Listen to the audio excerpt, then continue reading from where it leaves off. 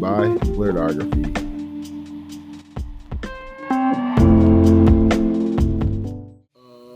You want to do the introduction? Me? Yeah. Am I the leader?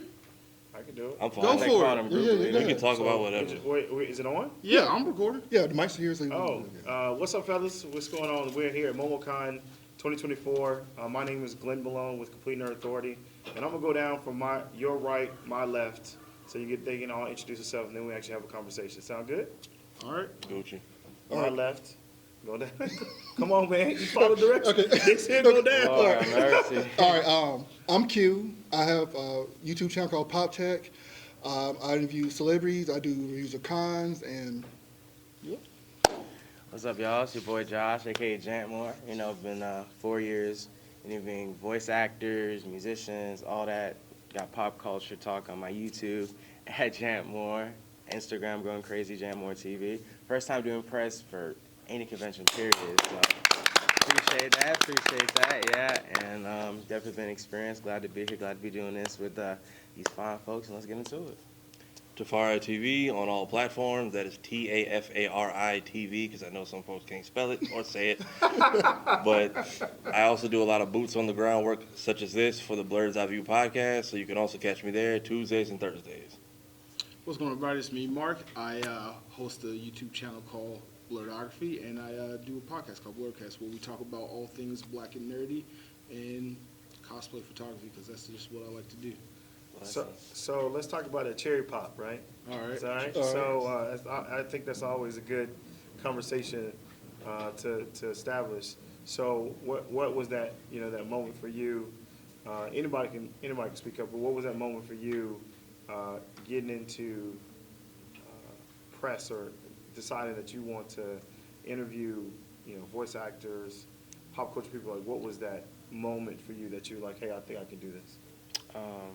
I'll go first, unless anyone Sure. else want to Yeah, go you first. gotta go first. you gotta go. You got. Okay, then, all right. It all started by chance, actually, funny enough. I'm a massive Linkin Park fan. Like, that's my favorite band. That's what's up, bro. Yeah, my favorite, he knows ball. My favorite band of all time. And when Chester Bennington passed, that was like crazy. Yeah. But his band, Linkin Park was not Chester Bennington's first ever band. His first band was a band called Grey Days. And in late 2019, they'd announced that they were doing a post-Trumasterous album, bringing back older songs that they did. And by the time they had started to roll stuff out, the pandemic had hit. And, we're all in our rooms, chilling, can't really do much. And I don't know why this thought came to me. I don't know why, but I said I wanted to interview one of them. I don't know. I don't know. It's the most randomest thing. And I reached out to the band management, whoever ran their account, and they were like, no, we're not going to do that. I was like, oh, dang. And I told them, because I think they thought I was doing like a documentary or something. They already had done that. I was like, no, I want to interview I want to interview all the members. And they were like, okay, we'll look into it. And they gave me their bass player, Mace Bayers, the bass player for the band. And from then on, it's just sprouted into a 4-year-long journey, and I've been going strong since then. That's good. That is such a sick answer. Like, I wish I had that for my answer. I'm going to go ahead and go next. Sorry for jumping the gun, everybody. You good. It was open. It was open for anybody to go. So anybody jump no good. Go ahead. All right. So for me personally, like when I started my YouTube channel, it was like, oh, one day I would love to be invited to come and do press and things like that, but I never thought I could because my numbers weren't there, the quality of my work wasn't there. And then one year, I went to a little convention, Winterfest, presented to you by MomoCon. They had a convention. Shameless plug. But we'll talk about that. But went to Winterfest. I was just like, I don't know how to shoot vlogs. I don't know how to interview people. So let me just see whoever let me put my camera in their face. I did that. I made a couple of vlogs, a couple of videos, just highlighting like cosplayers of color and black nerds and things like that, and just getting a different point of view of what it's like to kind of go to a con. A couple months later, I'm just talking to someone, and they're like, hey, you should do press for MomoCon. And I'm like, MomoCon, it's such a big con, there's no way. I got like 100 subscribers, and like I misspelled Winterfest, presented to you by MomoCon, and it's still there on the thing. And That's how it be for real though, come on, yeah. she said, don't matter, just apply. And I'm like, all right, I'll apply. And 5 seconds later, I was approved. I was like, wait a minute, somebody set me up. But the person told me they saw, the right person saw my Winterfest video. They saw what I was doing and what I was about, and just the genuineness of just wanting to like highlight like people of color, people in the nerd space just geeking out and just having fun. And they was like, we want that from MomoCon. And Awesome. I did MomoCon first time in 2022, my first time doing press for any convention officially in the geek space. I've done this professionally for other things like hair shows, but this one meant something to me because I'm a nerd and obviously I'm passionate about this stuff. And oh my God, MomoCon 22 was great. I met most of y'all there. Then last year I met the rest of y'all there, and then you this year, and it's opened up so many doors. I have officially hit the apex. My main goal was to get press for DragonCon, and this year I accomplished that goal. Hold on, blessings, yes. I just be applying for places to be surprised I got in. Oh God, it's like, like you don't even, yeah. Like You don't even. I did radio in college, and we used to do like interviews with like student council and like people running for like office on campus of the president of the university, and that was cool. Then I goofed and was like, why not? I applied for a Trump rally and got in. And I'm like, I swear to God, there's a photo somewhere on the internet, and you would look, who photoshopped the black kid in the DBZ between the lady from from CNN? No, I'm finna do this. It was a town hall meeting in De Pere, Wisconsin at St. Norbert's. I know because we used to run track meets out there. I'm sitting between like a lady from CNN and Fox News. I'm just holding the iPhone like, I don't belong here. Like, you see me walking across campus. We look like three students who just don't fit. I'm like, well, that worked. So then I came home. I started working in real radio, and the week we started doing, I was like, I can start doing press. We switched from hip hop to alternative. I'm like, cool. I don't know who none of these people are, but I would always do interviews, and they're like, oh, you got like a real good personality. I'm like, cool. You're not gonna know my name after this, and I'm not gonna know yours, but it was nice talking to you. So then I started doing local election stuff in the city of Ocoee, because we had a lot of, they're trying to bury our history and stuff. And I found out, I went to Ocoee High School, we had things I didn't know happened in our town. And I helped bring a lot of that to light. And I was like, that was fun, but the black flag can get kind of sad and depressing sometimes. So I was like, let me just apply, because I didn't realize DreamCon was right up the street from where I moved in Texas. So I was like, let me just apply and see if they get to me. And they was like, okay, you can come. And then everyone else, and then DragonCon last year, Blerdkast last year, and then I've been helping Blerd's Eye since I'm on the ground and good with talking to people, or good with introducing people to one another. I like building a lot of blurred bridges, so you may not see my face a lot. Don't get used to this. But I do a lot of behind-the-scenes work, so whether it's I don't gatekeep anything. If you want to know where I got a shirt, where I got a camera, where I got a mic, I'm always going to share those resources. So that's, I think, what opened a lot of doors for stuff like this and just the people I've met. And I think that's important, especially for us as black people, especially Blerds. It's very important for us to not gatekeep and share and bring in that love and bring in that sense of community, because oftentimes, let's look at the recent thing that just came out of Assassin's Creed Yakuza. We're seeing all these utterly disgusting and barbaric reactions to a historic figure. Yakuza was a real person, a real human being, and we're getting all these visual reactions. People talk about, oh, the George Floyd skin just dropped for Assassin's Creed, and all this horrible rhetoric, and we see, even you know what I'm saying? I kept scrolling past it, and I thought they were just being funny. I didn't realize they actually... But even if it was, like, how do you feel comfortable as a human being saying something so... No, because they're behind the screen. We good? Yeah, Keyboard. It's all of that. It's all of that. It's all of that. It's easier to have a voice behind a keyboard with no face and say what you want to say. But then, who we interviewed, who said the same? They met the people who said something about them in person. And they Cloudy. said, Cloudy, yeah. Cloudy said he had somebody who was talking junk about him online, and he saw him in person. He knows him in person. They said nothing to him. It's easier to be that person behind the screen. They call it keyboard warriors. That's been going on. Bandwidth Bloods, Keyboard Crips. Man, that's been going on since about 2016. It's been a while, for things like that. But you have some really good points. But how'd you get into it? So I actually went to a con. I'm from North Carolina. I went to a con there. I just happened to have my phone out and was recording some content and just talking to some people. And I didn't have press or nothing like that. And I just asked them, hey, do you mind if I just ask you some questions? I had no questions prepared or nothing like that. and they just let me do it. And then maybe a year after that, I actually applied for press. I didn't know it was a thing to apply for press. Even then, I still was using my phone then, and I have footage from, if you look back with me with George Chris, he's the voice for Beast Boy. My first interviews with him was horrible. And I'm not gonna lie. That's for all of us. No, man. I'm just laughing because that's. Go ahead. I'll let you finish. Because the first interview I did with him, audio was trash. The second interview I did with him, ran out of memory. And he was nice enough, he was recording as well, so he gave me the copy of what he recorded, so I just tagged on to what I did. But I used all that to get better, and every kind of I say, I need to learn something new. That's what you should be doing. You should not be stationary and just think that what I have is perfect. So every con I've been doing, I've been, like he said, applying places. Yeah. You hear more no's than you hear yes. But what you do is, I've been taking those no's. If they give me a reason why they say no, okay, then let me see if I can X this out and then I apply next year for it. Correct.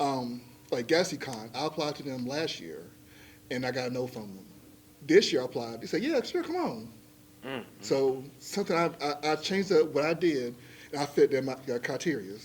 And so just adjusting who you are to get to where you want to get to. And that's what I've been trying to do every year, pretty much.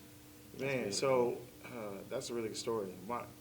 Mine's not as, I don't necessarily know as interesting as everybody else's, but the whole initial thing when it comes to conventions, back in 2014, me and a friend of mine loved DC, loved actually Arrowverse, loved stuff like that. And so we heard about a convention and we wanted to go, and we wanted to get in actually free, so we volunteered at Pensacon. Okay? So we volunteered at Pensacon, and we saw everything's going on, and then we're like, man, it's actually really cool. The next year was like, I wonder if we could be panelists, because we have these conversations all the time. And so we decided to apply to be panelists. They approved us all 3 days, right? And so we were like, well, let's step this up a little bit. Let's see if we can get press. And we applied for press, and they actually approved us because of how well we actually did our panels, right? And so that was our first time ever doing it, and it was really good. Our first interview was with Michael Rucker, because Michael Rucker, he's actually from Cordova, Alabama, okay? Because I'm from Birmingham, Alabama. So he's from Cordova, Alabama. And we said, hey, we went by and said, we want to speak to you. He said, hey, where you guys from? Alabama. Oh, I'm from Alabama too. What you guys doing? And we said, yeah, we actually interviewing stuff like that, interviewing actually different guests and everything. He said, yeah, come by X, Y, Z time and do an interview with us. Okay, we can do that. So then we actually interviewed him, and it was absolutely amazing. He got the crowd loud. We actually had a good conversation. He talked about what's going on, and so we actually had that video. Now, case in point, this is something that I want to share with you guys as other people, is the next time we actually applied for press at Pensacon, we got declined. Why did we get declined? We got declined because, and this is not a negative thing, again, this is teaching, right? Because I like to share information with everybody. We got declined because we did not get approval from the agent nor the convention to have the interview on the floor. So some cons don't like you to interview on the floor, and we didn't know. We were new, so we coming in this brand new, trying to do some things, trying to build and stuff like that, and so I say that it was great doing it, but at the back end, it actually wasn't that great. But I say that to say that it's good to actually find out, talk to the people, network, like you guys are talking about, so that you kind of find the niche, and even new or old, of how things actually operate so you can actually understand it. So that's kind of what my story is. But I have been applying for other places, get in, get out. Like we just got approved for Iron City Comic Con in Alabama to do actually media there too as well.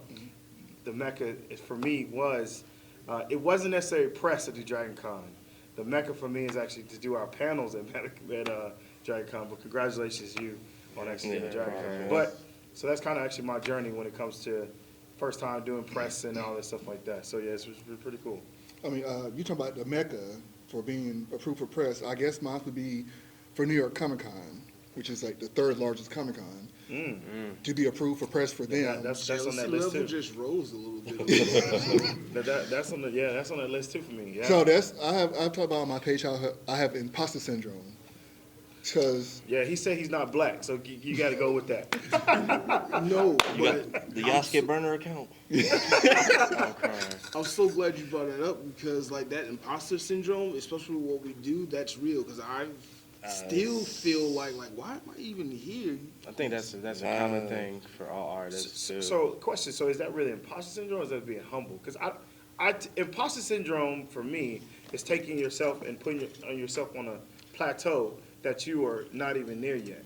But a humble person would enjoy and appreciate the moments they're in, to be able to say, "Hey, I don't believe I need to be here, but I have put the work in to get here, and I'm just going to appreciate when I'm here." I'm asking. That's an asking question. No, you're right, and I do want to address that because that's literally the thing I have learned this con. So let me answer that. So, I'm the type of artist or creative that I'm super hard on myself. Okay. I super take this seriously, and I overthink every step of the process. Like even last year, we kind of had like a weird interaction, and it didn't kind of feel right. That's because Hey, like, listen. hold on, I'm just being honest. But Hey, it's like, cool. It's cool. It's cool. But it was just like the introduction was kind of bad, and I'm the type of person like if I feel or think a certain way, there's nothing I can do to not show that, and that's part of my problem. But You wear your emotions on your sleeve. yeah. Okay. I wear my emotions on my sleeve, and I'm like I take this seriously. I know X, Y, and Z about this stuff, and then somebody comes along and jokingly makes jokes, and you like just kind of take it the wrong way. I took it the wrong way. Right. Okay. Well, that's fair. Thank you for sharing that. And I didn't mean it. No, I know that. I know I'm that. just a funny, like, I try to be entertaining. I try to just, but anyway, go ahead. I'm sorry. I didn't want to cut you off. And I get that now, but it was like, at the time, I was like, I'm doing press. There's so many interviews, and my team is doing this, and my team is doing this, and somebody came up and said some joke, and I'm like, wait, what? Are you serious? Are you serious? And then I 100%. laid out on the floor to show my disbelief in what I just heard, and then I just was like, all right, I'm done. I got to go focus on this stuff. This is weird. I said all that to say this. I didn't mean to air out grievances live on tape. I mean, we're all good. So let me say this right before you get that. Right. So my thing is, as men, okay, boys hide their emotions, or they show their emotions with action, right? Boys. Men, we communicate our emotions. We give, if I don't like something, hey man, I didn't like how you did X, Y, and Z, but I wanted to tell you and see if you give me an opportunity to fix it, right? Because I mean, man, I didn't know that I did that. My bad. Like I was really just being funny. I didn't mean to actually have any kind of offensive things, right? So I appreciate what you're saying. Yeah, and again, like, I knew that I was under a lot of pressure. Like, even this con, like, everyone's been saying, oh, you're doing the documentary and all this and that. And, like, again, going back to the whole imposter syndrome thing, I'm like, I am struggling trying to make this happen. Like, y'all see me running around here and there. That's why I told you, I'm like, bro, I'm in town for a month. Just let me know when you need me. I will meet you wherever. Right, and like, I'm learning from my team. Like, I got to learn when to accept help. I got to learn when Absolutely. to That is say no. I got to learn to Yeah. know when I'm doing too much and when I haven't done enough. And, again, going back to the whole imposter syndrome thing, like you said, like, I feel like that I've been accepted that I'm on this level, but I haven't earned that yet. And that's why, like, stuff like last year for me at Dragon Con was so humbling, because it kind of like, oh, okay, I get it. Still steps to go, but you are there. The success, the people see the potential. So I'll just piggyback one thing. Most voice actors you talk to all have a humble syndrome, to where they didn't know they were going to get to where they were. And when they get to that plateau, they still don't deserve it. Even AJ sat here, was just explaining, like, he still does not feel like he's made the mountaintop. Right? And so that's something that I take for any of those conversations I've ever had with any voice actors, that they all, or even actor, that even talking to Dean Cain, I talked with Dean Cain and Hustle Paco. He is very humble. Like, that plateau of becoming Superman doesn't change who he is, right? So that's just something I just want to put out there. But go ahead, anybody else? I think that's something we just naturally, you can go next, we deal with just because we're so used to having, from the time we was kids, having opportunities denied from us. So when we get them, it's like, it normally don't go like this. Right. Yeah.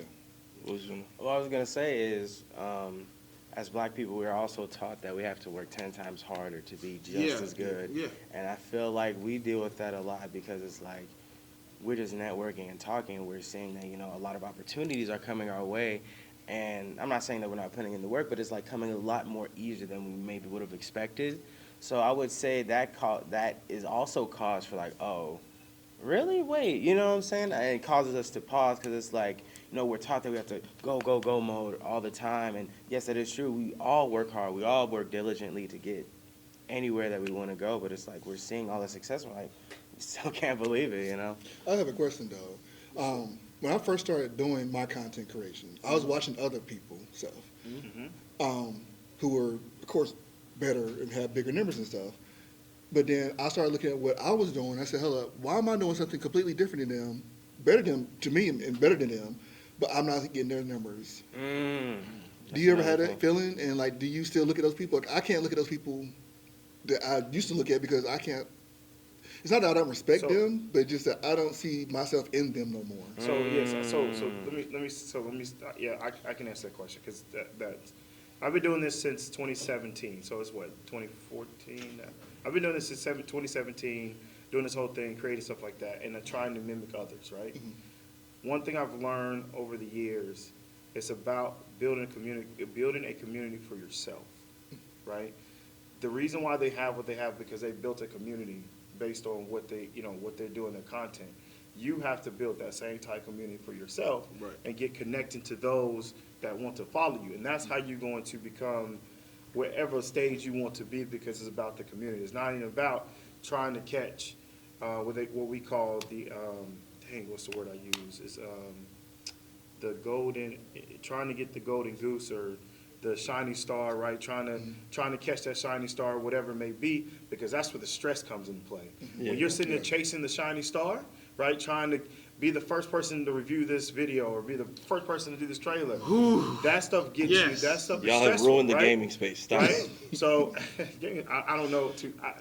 I don't play a lot of games. I watch a lot of TV You stuff. get dudes who are like, the game came out today, cool. I'm gonna just burn through the game, upload every cutscene, and then get on Twitter and complain how it was too short.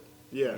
So that's the thing. So there are certain stages that you should, if you want to chase the shining star, but be efficient in it, right? You're not going to be able. It's going to be really hard for you to do everything by chasing the shining star because it's so because you don't have the insight. If you had the insight, like you got the leak or you got the scoop before it comes out, like you have the date before the trailer drops, you have the time, then it could be easier for you because you can schedule it. Right. But because you're moving at the pace of everyone else, you're going to have to decide this is what I'm going to do and what I'm going to do only. Right. I can't do everything else. Like, for instance, if you wanted to review the new Superman series, the second season, they did a 2-hour special yesterday, Saturday, and you wanted to watch it and you wanted to review it right after it come out, well, that wasn't going to happen with you being here. See what I'm saying? So you got to pick and choose your battles that's mentally successful for you, or combine yourself, network with others that do stuff like that. That's what they want to focus on. And say, hey, bro, like I want to take your content and put it on mine, but I want to share your tags, stuff like that, based on my community. I want to share it with your community and vice versa, right? That's what's going to allow you to get to that stage. Because when you talked about working 10 times harder, that's actually wrong. It's what it is, not wrong in an offensive way. What it is what we wasn't taught was not to connect with people that do things different from me.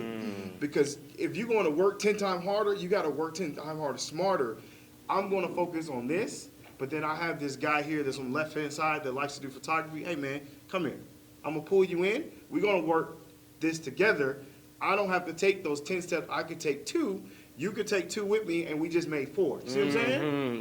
That's powerful, right? Yeah. So then that's the thing that one thing that I failed at doing this whole organization is that I thought that I had to have things my way and the way I want to look specific way so that I can get those clicks. Yeah. So I can get those things that everybody else is doing, because if it wasn't done that way, it's not going to actually get no traction, blah, blah, blah.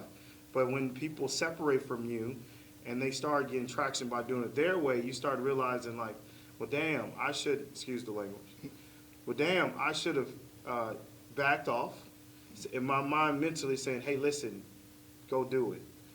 And however we get there, let me focus on what I know I'm good at and do the things we do so we can take steps forward. And the brand that I have could definitely be 10 times probably bigger than what it is, and I'm trying to show no shade because of how many people come and go. But because of those reasons, that I think that the Lord put me through this stuff is just so that I can share those with others. Because there's only and it's stubbornness, but there's only one reason. If you're still doing this and you've had a lot of failures before you had success, and I'm talking about, I could tell you a lot of stories. Well, a lot of different things, from losing a YouTube channel, like getting shut down, and that has over 500 subscribers that I've built up for 5 years. Losing a Facebook page that had 2,500 followers on there, shutting that down too. Like, there's things that I have done, but I'm still continuing. That makes sense? Like, I'm still pushing. So I just want to put that to you, for you guys, so we're saying that you don't have to put everything on your plate. Align everything up. What are you good at? I'm good at this, this, and this. I know what do I need? I need this, this, and this.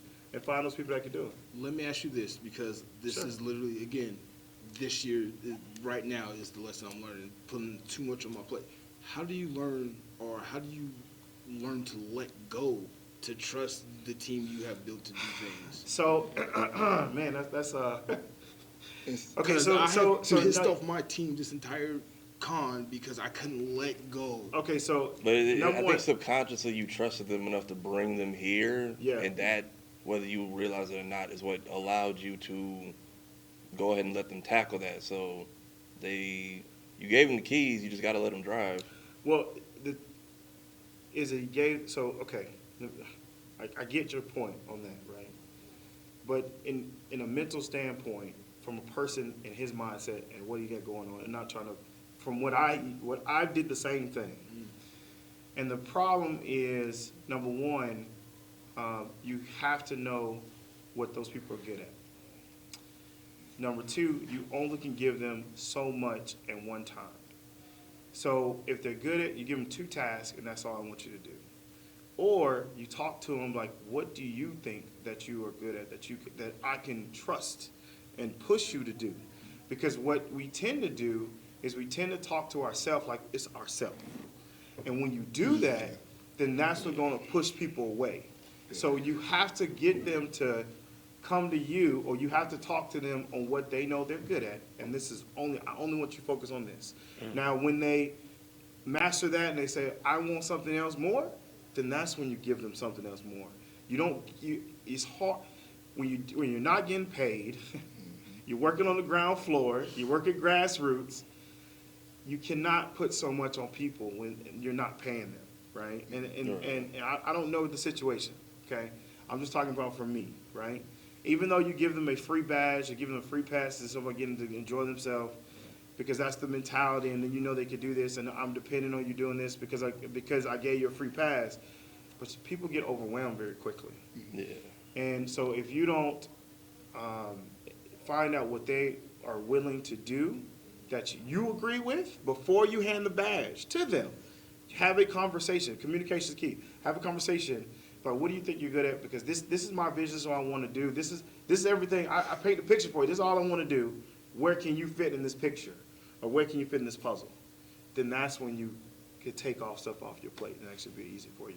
Does that make sense? I'm sorry. Yeah, no, it you does. good. I know, like, seriously, yeah. you have humbled me. Like, I've been going. Yeah. My team hates me. They all wanted to quit last night. I was like, no, we got to get this done. We got to get this done. But this was the issue I was having, was just learning to let go. Been And like, through it. I'm here because of the It's a same learning. team of people. I'm here because of that. We're able to get these passes because they have been helping me over the years. And this was like, all right, this is my pet project. I've been talking about this for X amount of years. Before there was even a black cosplay documentary, I've been talking about this, and I missed the ball, and I'm hard on myself. I get that. So this is no more your project. This is our project. Right. You have to put people in ownership of this, because when they feel a gathering, they feel excitement when they have something that they are putting their name on, right? Right. Once they start putting their name on something, people act differently. No offense to anybody out there, not trying to put no other people on blast, nothing like that. But we as individuals, now I'm not talking about just blacks, but we as individuals, when your name is on something, you tend to, and I'm talking about personal name, you tend to work harder edit because your name is on it than you would if somebody else's name on it. And how you talk about it. If you talk about it like this is me, go, what that song is? That song, you guys probably too young for that. 95. It was that was JoJo, right? No, it wasn't. But anyways, but if you talk about me, then they're not going to gather the mission, the focus. But if we start changing the word and mean everything to this is our goal, this is what we're going to do, this is how we're going to get it done, that's a totally different conversation. Yeah. I think that's my problem when I don't have a team. I said I'm trying to do a team this year. And like you said, it's like you put yourself into it. And I'm trying to extend myself, and like I have a quality that I want for myself. Mm-hmm. Even though it's not always the sharpest quality, I still have this level I want for my quality. So anybody try to get into it, like, hey, I need you to be basically at a con when the door opens, and we're going to leave when the con ends. We're going to be on our feet the whole time. Can you handle that? I should not be like that. I should not give somebody what I do to them, like you said. Mm-hmm. I should find what they're good at, and then let them do that, and then take that little bit of pressure off me. But that's the problem. I can't do that because imposter syndrome. Going back to that, Right. Is it imposter syndrome or is it the word narcissism? Is that a good word? So is it imposter syndrome or is it narcissistic to where you want to control everything? Because I get it. You have to for you to get the brand that you want to, you definitely got to control it, right? Mm-hmm. But then control's only so much of a level, right? Because you cannot, in this industry, in anything that you do, you cannot do this alone. It's not going to work. Yeah. You can only get so far. Once you're going to get so far, you're going to get burnt out because you did everything, and you're going to lose other things around you that were good quality individuals, good quality people, good quality stuff. You're going to lose that because of that narcissistic, and I'm not trying to say this in a negative way. This is acknowledgement, right? Because I'm not big on negative. I don't even like that word because everyone's narcissistic to me. Like, everyone has the quality it is. But the biggest thing to keep in mind is that, is this really an imposter syndrome or is it narcissism to where I just don't want to let go because this is me, and this is my livelihood. But you have to remember is that this could be their livelihood too, right? Mm-hmm. So give them control so that they can have a livelihood too, so they are able to make it just as well as you are, because they wouldn't be with you if they did not believe in you, and you wouldn't be with them if you didn't believe in them, right? I have a rebuttal to that. Let me check the cameras because I got it's off for 30 minutes. I'm not sure. I can't keep time. Yeah, at 1:30, I got to. What time is it? Yeah, sorry, I didn't mean to be here this long. No, it happens. No, but you're a teacher. I'll try to hit all the points in one answer. Like, I'm not even gonna lie. Was not expecting these guru answers from you. Yeah, was not expecting that. Is that? I'm sorry. Is that an insult? No, It's good insight. I'm just kidding. I think the whole thing about the team, though, for real, like I had somebody who's still been here with me this weekend. I told him no, just because we had a falling out, and I didn't want to risk my name with them being here. You had a fallout how? Camera's rolling. You don't want to put your personal business out. I'm not. So let me say this.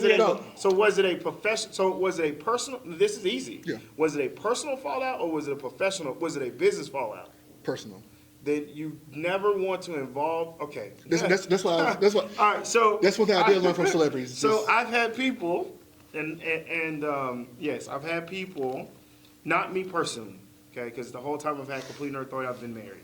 Okay, but I've had people in my organization that were imposters, and I'm saying this because they know, right? It's not if they watch this wherever you put, I don't know where you're gonna put this at, right? Mm-hmm. I don't have no shame because we've talked about it and everything like that, but I'm not gonna put no names out there. But I've had imposters where they believed that they should receive. So I believe in departmentalization.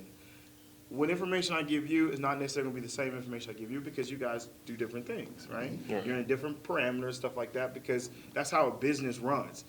If I'm selling, they're not going to give me everything else and the operation person is going to do, right? Mm-hmm. So I believe in that same mentality. So the person that was in the group that had the imposter syndrome because they thought because they were number 3 and they want to be number one, that they deserve all the information. So that person also was involving themselves personally with I have what I call a con coordinator, right? I find somebody that all they do is submit applications and put things in, because that shit's hard. That's just time consuming. I ain't got time for that either. So I believe in having a con coordinator, somebody that actually goes in and put all the extra application and stuff like that in there. Well, and that person's kind of like a secretary too. So that person there would get more preview information, because I need them to do certain different things than that person that is like a number three, okay? So those number three and the secretary start getting together, pillow talking, start conversation about other conversations I did not want this person to know, and create a bunch of actually bullshit, excuse the language. But so I say that to say, strive in your organization to make sure that people really, it's good to have personal relationships, but personal relationships in a what's the word, monodic, in a straight arrow situation, but like really nobody's gonna create that drama. And so if you see anything outside of that, then yes, I think you should cut ties, because it's not going to be good and it's not going to be nice. So to answer your question, you did the right thing. If you think that the personal is going to affect the business, then yes, cut them off immediately, because it's not going to. I've been through that too. So yeah.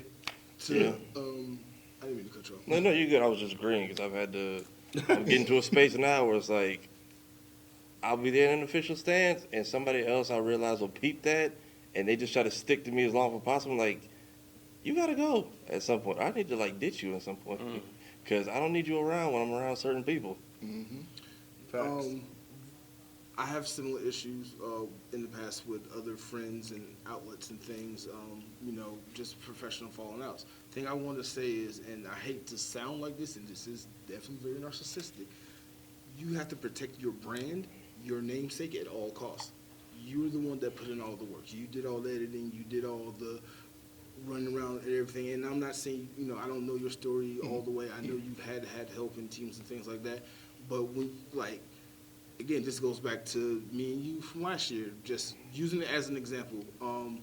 You can kind of tell when somebody's not there for the right reasons. And this year I had a falling out with an outlet because I know they weren't going to be here for the right reasons. And I was like, I'm disassociating myself with you, because when you fail, and I will let you fail on your own, I don't want nothing to do with it. So the question is how would that, I get it, protect your brand. I used to have the same mentality, right? Protect your brand, protect your brand, protect your brand. You do lose people in the process, protect your brand in the process. But the question is that you have to learn how to separate the two between business and personal. And so being able to separate the two, at the moment that somebody's crying or somebody's like crying out for help, that's not going to tarnish your brand or who you are, right? And so there is, based on communication, that you can have that, hey, I'm still going to be here for you. Because at the end of the day, let me just put this out. Regardless of what you had issues with me last year or whatever happened, I'm a person, I'm still going to come to you regardless. Because my mother taught me, don't matter if anybody had an issue with you or not, you still speak. You still actually, if they have issues or whatever you ask a question for, you still be there for people, because it's about being genuine. And I had a conversation about being genuine with my kids, right? So it's about being genuine. So I'm always going to be there, and it's never going to tarnish my brand, because I know that this business is about people. At the end of the day, regardless of whatever your name is, and I don't have the highest brand, period, but I do know that if I take care of people, people are going to immediately take care of me. So then if I always do that, I don't have to worry about having to brand this, brand that, this and this, because that's what I was focusing on. Brand this, brand that, brand this, brand that. But you got to take care of people. If you take care of people, your brand is always going to be there, because you're going to have failures. No matter what it is, you're going to have failures. And then how you overcome those failures is what's going to dictate your brand. It's not going to dictate your brand by staying away from failures. That makes sense? And I don't mean to point. I don't mean to point. I do the same thing to you. I'm just illustrating. But that is the biggest thing that I wish somebody would say. Hey, because they were trying to tell me, but then and then also too, another thing I learned: you can't tell everybody everything, especially in your organization. You need outlets that you can have conversations with. Right. Like you and me can talk, because I have no end all be all based on what you got going on, but I can give you advice. Right. But if I was in your organization, it's hard talking. It's hard talking to, and everybody. I don't care who knows, but it's really hard talking to your internal people in your group about situations you have going on. Like if a struggle you have, things you got going on, because they're gonna throw it back at you. They're gonna depend you to still get the shit done. Okay. The problem is you cannot convey that stuff to them. You need to convey that stuff to somebody else.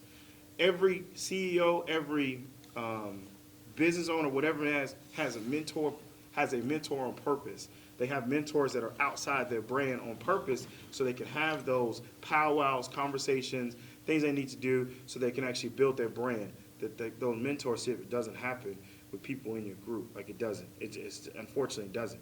Because human nature says, well, because you're a lack doing this, I ain't got to do this. Because you're not doing it, why I got to do it, right?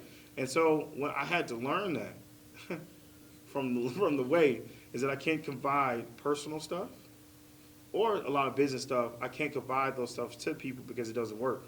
Now I can be personal. Hey, everything okay? You know, I'm going through X, Y, and Z on a vague level or however you want to do it, so that they know that I'm working, trying to get stuff done. But that's really what you have to do, and what you cannot do is do all that. Have that little personal stuff with people that you work with. I mean, unfortunately, it doesn't. You need people outside the organization to help push you to the next level. Right. Now, I think we all doing Dragon Con this year. I don't know. I ain't put nothing in yet. I will. I have no. So look, my goal to get Dragon, like I said, That's an off-camera panels. It's conversation. like, because I really like to do panels. So I can do press, but I I can really help you get panels. I've been trying to get panels with Dragon Con for over 5-6 years, bro. Like, Seriously, I can help you do panels. I mean, they already did the deadline because they stopped at March 15th, but I'm in the diversity panel track and the digital media track. They're always looking for new ideas. Like, to me, March 15th, what is this? May 15th, I'm sorry. Yeah, May 15th. They already Time cut off the passed. deadline. I missed my deadline for mine. The thing that I found funny about you want to do panels at Dragon Con and you want to do press at Dragon Con, they're both are simple things to accomplish because it's really about who you know. Because I've done several panels at Dragon Con already, and when I did it, I was like, oh my God, I can't believe this happened. And then the following year, I was like, oh, another panel. But then out the press thing, I'm like, oh, now I get to do press, and then I'm gonna do it. And I'm like, oh, okay, it's just like all the other press experiences, but it's just Dragon Con. These are big things to us, like our goals and the steps we're trying to take to achieve what we're trying to achieve, and they mean something to us. So again, I get it. I can help you get on panels. Yeah, Come with it, 100%. just to kind of round out I'm trying to everybody. do press if I can. Yeah. Just to kind of round out everybody's point, I've been on the internet since '08. Like, I remember when YouTube had chat boards and whatnot. Yeah. I feel like Samurai Jack during that 50 years because I've been in the same spot, but I'm just watching. How old are you? I'm 29. You what? Yeah, I made my first channel when I was in like middle school. Like when YouTube, like you can make an account. Say like I was here before Google Plus. I've seen the Ray William Johnson, the Smosh, the Reply Girl era, the Freak Show era from Vine. I've watched so many things come and go. So to what y'all are saying, Even TikTok. Don't stay tight to it too long. I don't. That's why I don't get invested in any app. I'm like, I'm here while it's cool, but it's going. If we'll see you in 6 months or not. I watch Vine come and go. I watch all these other. I watch Welvin the Great and all them type of people rise and disappear. So it's really a tenacity thing. And as far as what y'all are saying with like community, don't let the numbers mess with y'all. Because if your name is good in certain rooms, then that goes a much longer way. Because again, I'm almost at 1,000 full videos on YouTube since middle school. But I got. My following ain't that crazy. I've yet to go viral once, but if you ask certain people, I'd be surprised they know who I am. And that was my imposter syndrome. And now that we know more about this algorithm, we know it ain't our friend. Because my theory is that only one of us is allowed to go viral for doing something. Because we all got a similar sense of humor. I've dropped videos that are the same as one that went popping like the same hour. Theirs took off, mine didn't. I'm like, that's not an issue with that creator. Then that's an issue with this algorithm because we all got the same jokes. We all got the joke about, oh, everybody mama had this glass in their house. Yeah. But if you go to the trending, if you log out right now and go to the trending tab on YouTube, you're going to see this face 1,000 goddamn times. But I remember when I was first getting back into videos out of college, my friend, because I went to a PWI, so I was like, in 2016, 17, that election era, I was amongst the wolves. And I kept getting tagged in this dude's videos. I'm like, who the hell is Mark Phillips? And why do y'all, it got to the point I had to turn on RDC notifications and be like, I've seen it, stop tagging me. And then that was a very political year, and I kept seeing the video from this dude named Daquan Wilshire, and I'm like, who is this crazy ass dude yelling about Pokemon? And then I meet this other dude on the internet named Ryan Davis. And I'm like, they're like the yin and yang of what I want to say out loud all the time. Then I come to find out me and Daquan get cool. Come to find out him and Ryan know each other. And I'm like, small world. So me and him get cool. I'm going through, I'm still posting skits. I don't know how they found me. They put me in this group it was called something else at the time, but it's ran by my man, your boy Rock Lee. Put me in this group called the Kame House, which got shut down because there was like a black group Facebook purge at some point. I forgot your boy Roshi used to run that group, and him and Lee know each other. So then, fast forward, I moved to Texas. They start this Facebook group for a YouTube channel I won't say, but one of the dudes hit me up and was like, yo, can I add you as an admin? You seem like you got some sense. I'm like, I don't know why you picked me, but all right. And I still run it to this day, get to DreamCon. Again, I still feel like it's all these big name people, and he's got 10 million, he's got 5, and everyone's stopping and going like, it's you. I'm like, are you sure? So I go and I see my man Lee. He's like, oh, you know, Roshi was right around. And Roshi comes up to me doing this. And I'm like, oh. And he's got a sea of people behind him. I'm like, oh, you want to take a picture for you? He goes, no, nigga, with you. I'm like, again, I'm looking behind me like, are you sure? My man Daquan got a sea of his like Twitch people, pushes him aside and comes up and just giving like the biggest hug. John from RDC, who DreamCon is his baby, so he's busy every year, but he always takes at least a minute to come out and find me. And then what I realized is that a lot of us, like, we fellas, but sometimes we just be one-track minded. So we be trying to do something, and the person who can help us with that will walk right by and not say nothing. So at one point, my man Ozzy, who does the shirt I'm wearing right now, they down at the V1 Tech booth, he was trying to work with other creators, but he didn't really know how. And I'm like, I don't know why. For some reason, I talk and y'all listen, so let's see how this works. So I pull Lee aside. He's like, you've done like 6 of my avatars. How have I never met you? Roshi, same thing. And then they actually, when he opened the store, those dudes actually drove down to be at his grand opening.